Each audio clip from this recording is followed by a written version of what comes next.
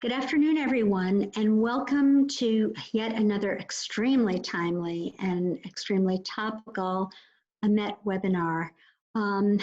Today, a gentleman is arriving in the United States or might have already arrived to the United States, named Abbas Ibrahim. Abbas Ibrahim is coming here to the United States, and unfortunately he is going to be meeting with many officials in the American government. Mr. Abbas Ibrahim is the head of the General Security Services. He is a general in Lebanon, and he also has some very interesting ties to Hezbollah and the Amal movement. As I wrote recently in an article in Newsweek, practically everyone who is part of the political establishment in Lebanon and the commercial establishment of Lebanon has got to have their validation from Hezbollah in order to function right now. But this gentleman in particular has some rather egregious ties. Amer Fakhoury was an American citizen, and last September of last year, he traveled to Beirut, where he was born, to visit his family. And what happened to him during his visit to his family was unconscionable and should not happen to any American citizen. We have with us today three of Amer's beautiful daughters who will tell his story and talk a little bit about their foundation, which is established to prevent this from happening to anybody else around the globe. And I feel that I've really gotten to know, especially Guila, but also her sisters, incredibly well within the last few days or week where I met her and have learned of this harrowing story. So Guila, why don't you begin and tell us a little bit about what happened to your father? First, I would like to thank EMET for hosting us today to allow us to tell our father's story, the late U.S. hostage Amer Fakhoury. Amer Fakhoury was kidnapped and killed by the Iranian-backed Lebanese government. Before I let my sisters go through the detail of his illegal arrest and the torture he endured in Lebanon, I would like to talk a little bit about his background as a member of the South Lebanese Army, as well as his political involvement in the Lebanese Christian community in the US. So for those who don't know, the South Lebanese Army emerged in around 1976 when the Lebanese government was absent from the South. Men of the South were attacked by terrorist organizations like the Palestinian Liberation Organization. And these men had two choices: either fight for their family and land or get killed. And that's how the South Lebanese Army started. And my dad was a member of the SLA. He was a soldier in his teens, just like many men of the South. He then got promoted in 1990s to become a logistic officer. So his role was maintenance, making sure food was ordered, taking care of paperwork. He did this up until 1996, when he left the SLA to join his family's business in construction. Now, during the time where the Lebanese government was absent from the South, Israel occupied the South, up until 2000, when Israel withdrew and Hezbollah took over. Now, everyone remembers the famous speech of the director of Hezbollah when he said, they're gonna kill everyone who is involved with Israel or the SLA, no matter how small your role is. And this drew fear among the South Lebanese people, especially the Christians. And many escaped to Israel asking for protection, and my dad was one of them. We were left behind in Lebanon because first he knew that this was going to be temporary. He already started, the minute he stepped foot in Israel, he started to work on his visa to come to the USA. And we as well started working on our paperwork in Lebanon. And he also knew that we had no contact with Israel or the SLA, so he thought that we would be safe. However, since from 2000 until the minute we got our visas to travel to the USA, we were harassed on a daily basis from Hezbollah. And not just us, many Christian families. And to remind you, it was my mom and 4 girls, and we were all 10 years and younger. Hezbollah would come to our house on a daily basis at odd times, 1 a.m., 2 a.m. My mom stopped wearing her PJs because they come at these weird times to interrogate her, to search our house. She would have panic attacks every time they leave our house. And we're talking 10 to 15 men with weapons. So it was very terrifying. And the minute we got our visas to come to the USA, it was the happiest day of our life. Now, my dad, since 2001 to 2019, during his time in the US, his sole purpose was to raise us girls and protect us. He put us through college. He was a hardworking man. He was the epitome of the American dream. He came with nothing. He built a successful business in Dover, New Hampshire. His community loved him. We were able to see that love and support, especially when he was illegally arrested in September. And we still see their love and support every day. And we are very thankful for that. Now, as I mentioned before, my dad was politically involved here in the US with the Lebanese Christian community. And his main purpose was advocating for the Lebanese Christian to go back to their country, and especially the south of Lebanon. Now, he felt they were cheated from their land because all they did is protect their land from terrorist organization, and they deserve to return to their homes. So he talked about this issue with every Lebanese official that came to the US. And in 2016, when the new president took over in Lebanon, talks about the protection of Christians, especially those of the South, emerged, and talk about how Hezbollah is not in control anymore, and how Hezbollah is our allies, and they're gonna protect the Christians, started to emerge. And this was welcomed, especially from people like my dad, who their only fear of returning to their country was Hezbollah.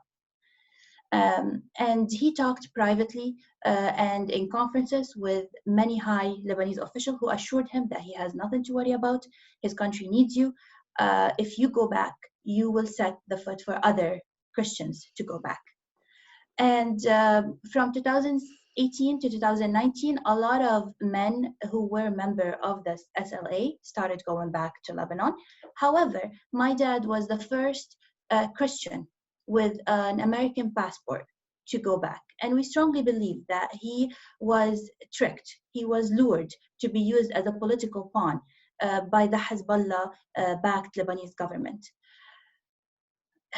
And then, you know, we decided to give them a vacation in 2019 after their hard work, because we all graduated from college and we wanted to do something nice. And he wanted to include Lebanon in the trip to see his sister and his brother, because he hasn't seen them for 20 years. And they went together, my mom, my dad, and my 2 sisters. And I will let Zoya continue with the story of what happened when they first arrived to the Lebanese airport until the day my dad was released in March 2020. Hello, my name is Zoya Fakhoury. So on September 4th, my sister Macy and my parents arrived at the Rafik Hariri International Airport in Lebanon. As we were checking in, one of the guards told my dad that he's going to have to take his passport for a routine background check. We were a bit confused about this because as to why they're going to take his American passport. The guards reassured us and told us this is just standard procedure and that he can come back on September 11th to pick it up. After we had left the airport, the first week in Lebanon was very emotional for us because, like Guila mentioned, it had been so long since we had seen our relatives. So we spent this time just genuinely enjoying one another and enjoying our time. On September 11th, in the morning, my father went to his appointment at the General Security in Lebanon. He was told that they had a very busy week and that his file was just not ready yet, and that he needs to come back the next morning on the 12th to pick it up. The next morning, September 12th, my father went again to the General Security, except now he didn't come home. After several hours of waiting to hear back from him, we got really worried and we talked to the US Embassy. The US Embassy was unable to locate my father because he was no longer at the general security, they told us. They told us the next day they're going to continue their search for him. The next series of events I'm going to tell you are stories that my father told us after he had come back from Lebanon. When my father arrived at the general security, he was first treated nicely. He was told that someone will come to escort him to his appointment. After waiting, a uniformed official comes out and escorts my dad out of the general area. This is when the ambience began changing. He no longer saw uniformed men, but rather civilians holding weapons. He saw a line of men up against the wall with bags over their head. He was left in this area for 4 hours. One incident that he kept replaying in his head when he came back was what seemed to be a 13-year-old boy. He got extremely tortured after asked to use the bathroom, and this incident stuck with him. After staying in this area for 4 hours, he was then escorted to another room. Here, 10 civilians with weapons surrounded him, and then they started severely beating him and torturing him. They threw him on the ground and started stepping on his back and started kicking him. At this point, my dad was screaming and yelling for an explanation as to why they are doing this, and they just continued torturing him and continued calling him names. He was then put into another room, a more official room, where a man in a uniform stood behind a desk with a piece of paper in front of him. On the piece of paper, it stated that my dad held an Israeli citizenship and that my dad was an Israeli spy, both of which were complete false statements. My father refused to sign the documents, and that is when the torturing continued. They held his American passport and they threw it on the ground, and they stepped on it, and they told him that this is not going to help you here. After my dad continued to refuse to sign the documents, they told him, we're going to give you 2 options. We either send you to Hezbollah or you sign the paper. After they forced him to sign the paper, he was shoved into a small, dirty, insect-filled bathroom and was forced to drink a dirty cup of water. He was then left there and locked up in this bathroom. During this time, the US Embassy began getting involved, and they put heavy pressure on the general security to release my father.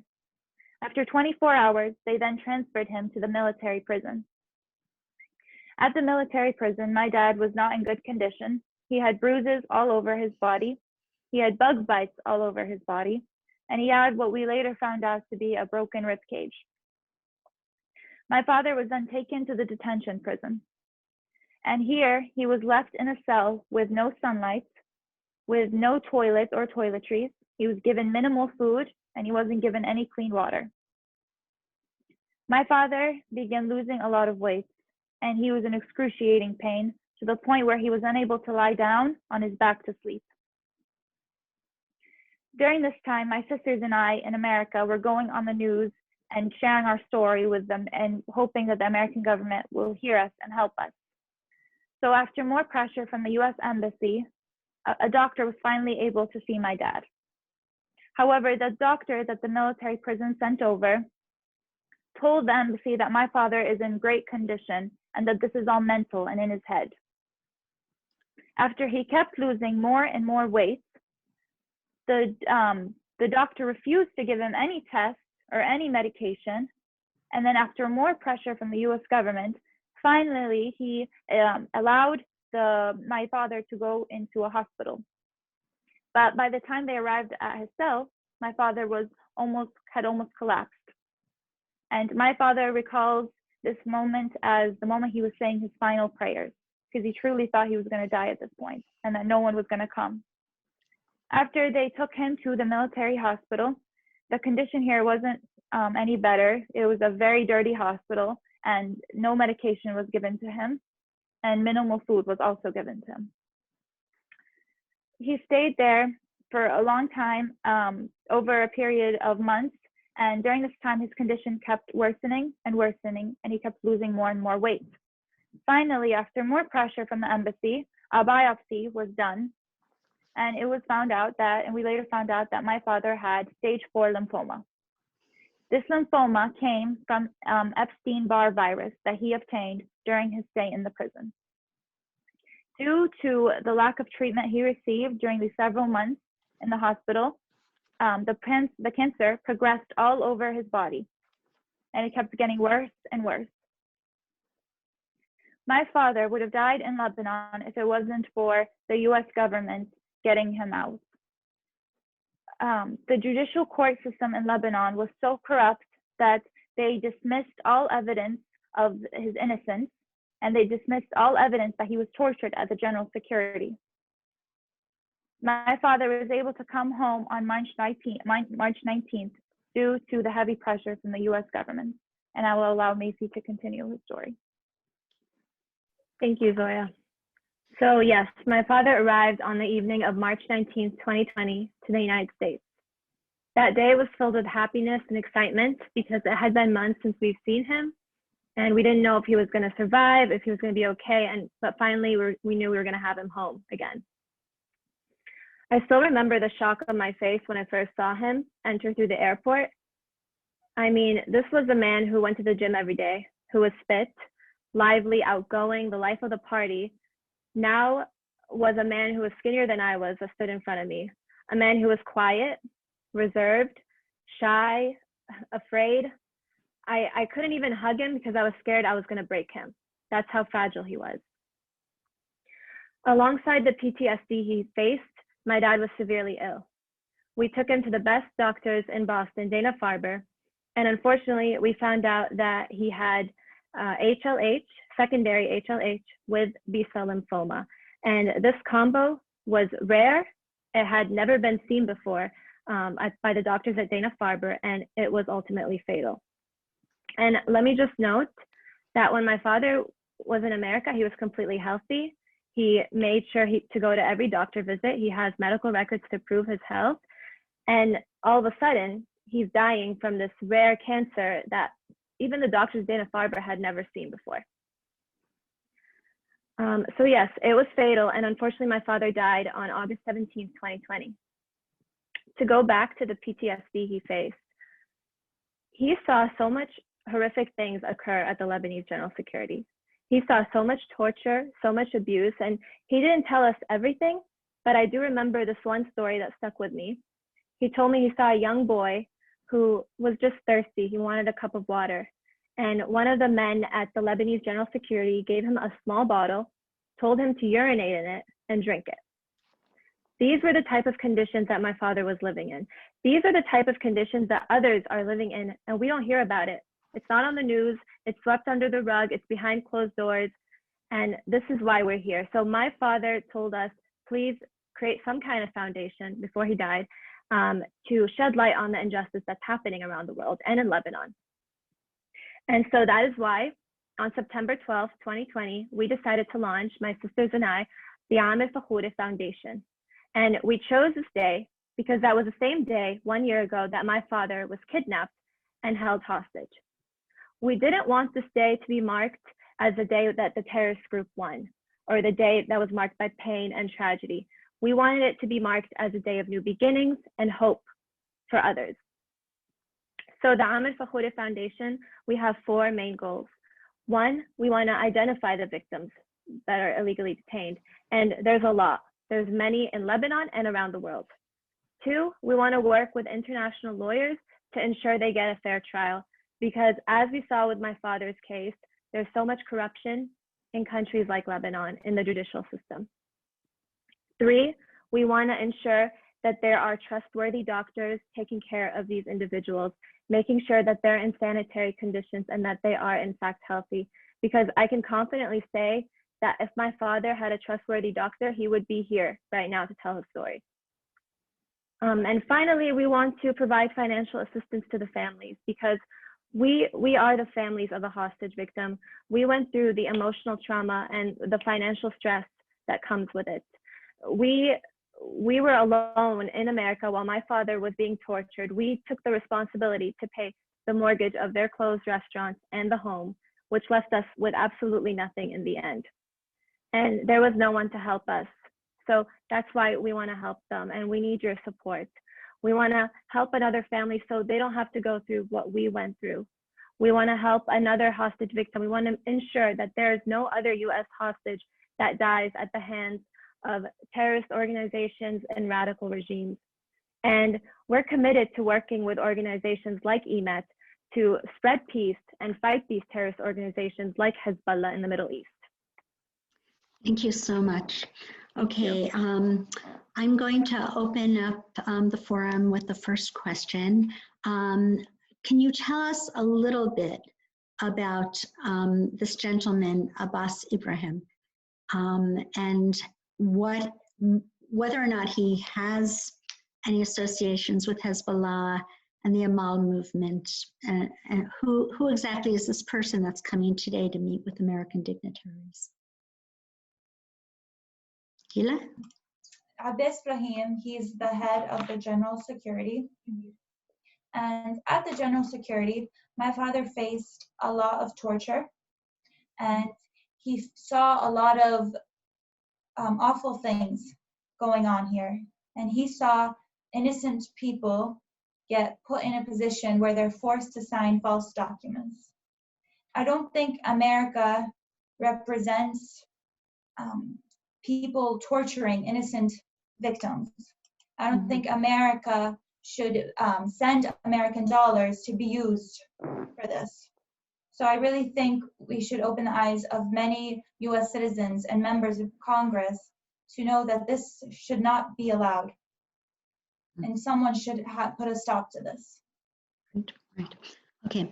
A very huge question for all of you is, since the explosion on August 4th on the port of Beirut, there are many good people in Lebanon who are suffering because, you know, Lebanon does not have an agrarian economy. Most of the food has to be imported.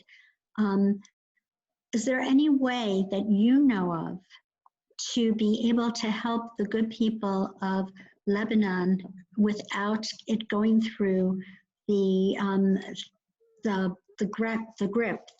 many tentacled grip of Hezbollah? Yes, I mean, the explosion that happened in Beirut is one example of how corrupted this government is and how Hezbollah is controlling every sector of this government. And many Christians and good Lebanese people lost their home through this explosion.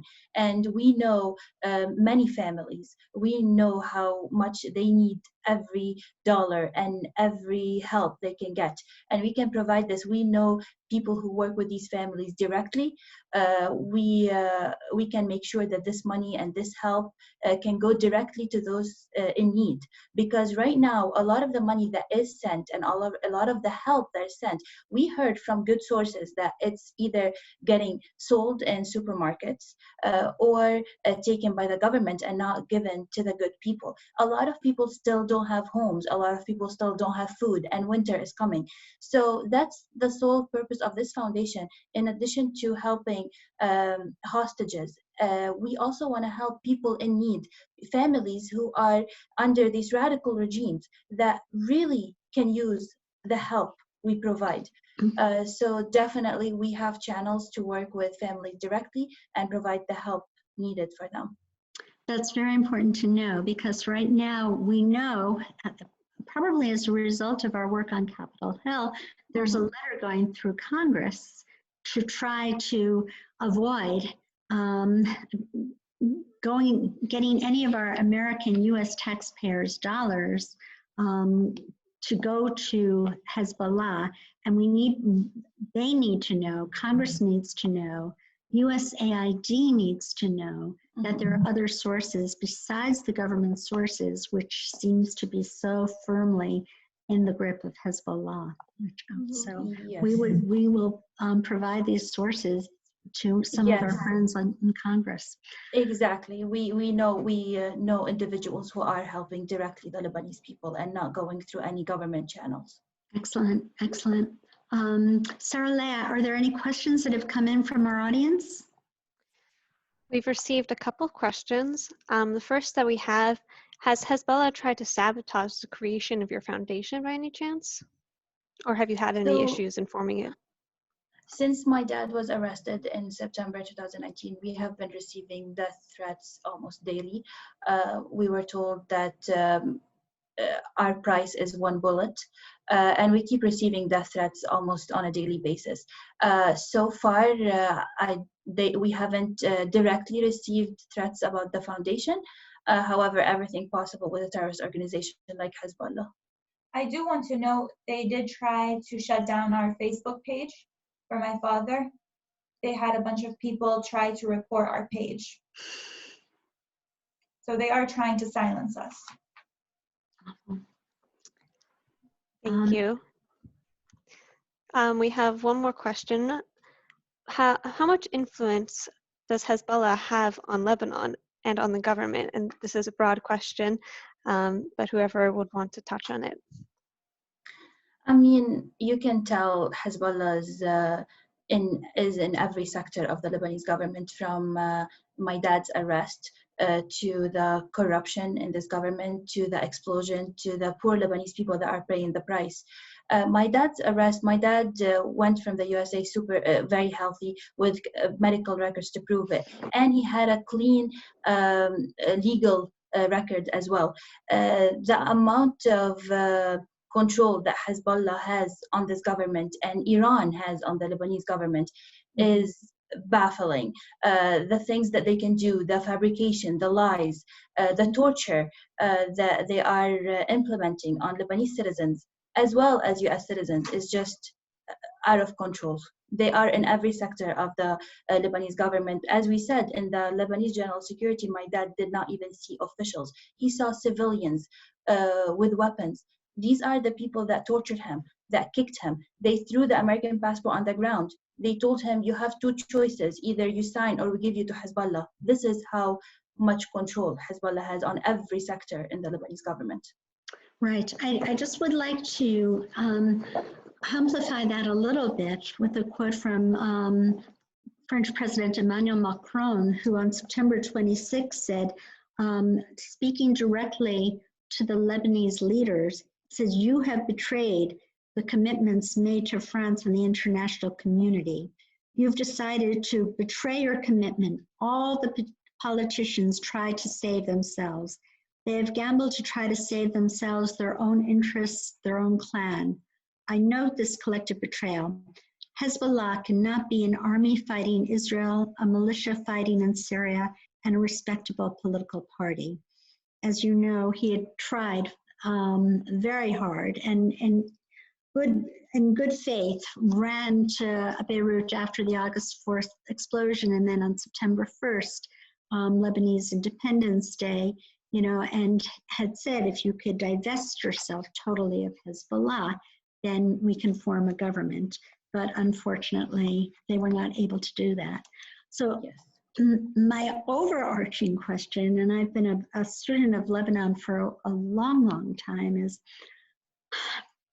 the last census was in 1932, because of this confessional government where the president has to be Christian and the prime minister has to be Sunni and the speaker of the parliament has to be Shiite.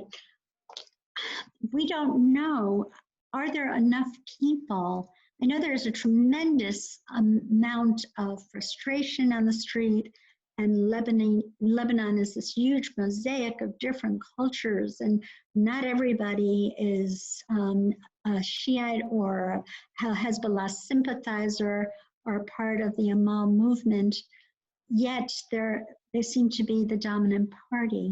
Is there any way to strengthen the resistance?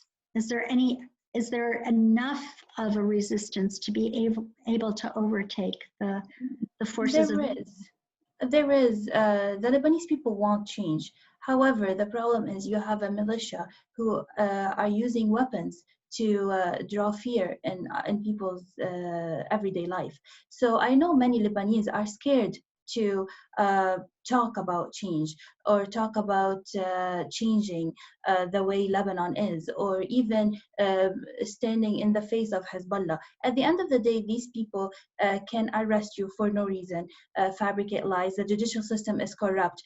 Just like my dad had US government behind him, advocating for him. These people don't have anything. The Lebanese people don't have anyone advocating for them, so they can easily take them, kill them, and no one will know about them. So we have to emphasize the role of Hezbollah and the role of the weapons that Hezbollah holds, and how it draws fear in every Lebanese person. Also, I do want to give an example of during the time of the protests in Lebanon. Several people were arrested on the streets and were taken to the general security and were tortured at the general security. And there are several pictures of these people, of how they looked like after, with bruises all over their body and limbs missing. So this is what the general security represents. And I think we do have to put big emphasis on how the government is all occupied by Hezbollah. And even though there are members, we call them puppets, because at the end of the day, Lebanon is controlled by Hezbollah in the background. And even if they change a prime minister, at the end of the day, it's still Hezbollah who is making the rules. So any money that goes to the government, whether it be through electricity or through aid, this is going to Hezbollah and it's not going to the people. The change needs to happen on the ground and not through the governments. And I think part of the change, and we notice it because we are very close to the Lebanese politics, is the sanctions that the US government is implementing on Hezbollah. The Caesar Act that prevented the relation between the border between Lebanon and Syria, because Hezbollah uses that border in order to transfer goods, money transfer. So we have to, in order to weaken Hezbollah, we need to do more sanctions on these Lebanese officials and Lebanese government, because like Zoya said, they are puppets for Hezbollah. We wanna make sure that Hezbollah is not controlling Lebanon, and that Iran is not controlling Lebanon anymore. Right. Okay. We've gotten some more questions from the audience, Sarah. Excellent. Thank you, Sarah. Great. Sure. So one of the questions that we received, does your foundation have representatives that are in Lebanon, or is it too dangerous for that? It is too dangerous. We're scared to even go to Lebanon right now. So for now, we're just connecting with people who are on the ground, who support my dad, who know that my dad was falsely charged, but they are afraid to say their opinion because of Hezbollah. So we are connecting that way with good people in Lebanon. Great, thank you. Another question we have, are donations to your organization tax deductible, and is it registered as a nonprofit? Yes, they are tax deductible, and the registration for nonprofit is ongoing. Wonderful. While we're at that, can you give us your website and instruct our viewers how people can make donations to your organization? So we would like to share, we wanted to share virtual flyer if we can with you, Sarah. You can put it on the website, on the EMET website, as well as share our website, which is amerfakhouryfoundation.org. People can donate through the website, or they can call us or email us. We accept all kind of donations. Right, okay. An additional question is, I know that the cost of food is prohibitive. What is it, 0.006 Lebanese pounds equal to $1 US or so. So yeah, it keeps fluctuating too. Crazy, and this was I feel bad for the Lebanese people, and they lost their money. Every Lebanese person who had saving, who worked so hard on saving money in their bank, they lost it all. And the government is saying, we can't do anything to you. How are people feeding their families? How are they eating? It's really tough. When we started this foundation and we put it out there in Lebanon that we want to help Christian Lebanese families and other Lebanese families who are against this terrorist organization, against Hezbollah, we got a lot of requests for elderly, for families with kids. The explosion left a lot of families without a dad. just like us. We are here in America and we're all working, and this is a privilege. However, in Lebanon, they don't have any of that. The economy is bad. The prices of the food is high. People are suffering. The Lebanese people are suffering. So one would imagine that the Christian population, the able-bodied Christian population, is exiting Lebanon. Has there been a huge exodus? Yes, I mean, Christians are becoming the minority in Lebanon. They are driving Christians out of Lebanon. And my dad, this is what he advocated for. And I think this is why he was a target. He was advocating for the return of Christians to Lebanon. All he talked about with Lebanese officials is the return of Christians to Lebanon. But as long as Hezbollah is powerful in this government, as long as Iran is controlling every sector of the Lebanese government, the Christians don't feel safe. Because after what happened with my dad, a lot of Christians here in the US are scared to go back. Because this can happen to every Lebanese. This is not just about my dad. This can happen to every Lebanese person, any US citizen who goes to these countries. This needs to stop. And my dad's story is just one out of many. There are many similar stories that are happening in Lebanon right now, but no one hears of it. Right. Because no one has, we're privileged to have this voice to speak to you all today, but so many other people don't have that privilege. So we really want to be the voice of the voiceless and share this story, which is common to so many people. Right, right. Well, we will certainly, the truth is we get a very large audience, and it will be on our website, and we will be happy to share this. In fact, tomorrow we will probably be sharing it. The YouTube video will come out, and we'll share it with our entire group, which includes many, many members of Congress and staffers. So it will be important to get this message out there. And if I could do anything at all to help amplify your voice, you know that you could count on me to help. It's an honor to be here, and we can't thank you enough for giving us this opportunity. This is the first time we actually talk about my dad's story and talk about details that no one knows. So thank you so much, Sarah, for giving us this opportunity. Well, it's an honor and a privilege to know you and to be able to work with the proud Christian community in Lebanon and to be of any kind of support that we can possibly be. Thank you so much. Okay. Thank you so much. So please turn into their website and ours at www.emetonline.org. We are going to be posting this tomorrow. Please know that you can always depend on us to do whatever we can to support you and to help you. And be strong. Thank you so much. And to our audience, whose questions we didn't have a chance to answer, I hope you don't mind if we'll send them to you. Yes, and we'll post it with the link to the YouTube video in our email blast tomorrow. Definitely. Thank you. Okay. Thank you so much. Thank you guys so much.